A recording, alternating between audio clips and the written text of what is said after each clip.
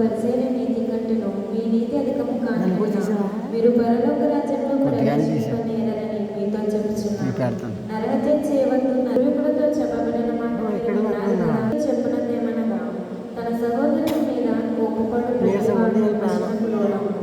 తన సహోదరుని చూచి వ్యర్థుడని చెప్పువాడు మహాసభకు లోనగును. ద్రోహి అని చెప్పువాడు నరకాగ్నికి లోనగును. కావున నీవు బలిపీఠం వద్ద అర్పించుచుండగా నీ మీద నీ సహోదరునికి విరోధం ఏమైనా కలదని అక్కడ నీకు జ్ఞాపకము వచ్చిన అక్కడ బలిపీఠం ఎదుటనే నీ అర్పణను విడిచిపెట్టి మొదట వెళ్ళి నీ సహోదరునితో సమాధానపడు. అటు తర్వాత వచ్చి నీ అర్పణను అర్పింపు. నీ ప్రతివానితో నీవును త్రోవలో ఉండగానే త్వరగా వానితో సమాధానపడు.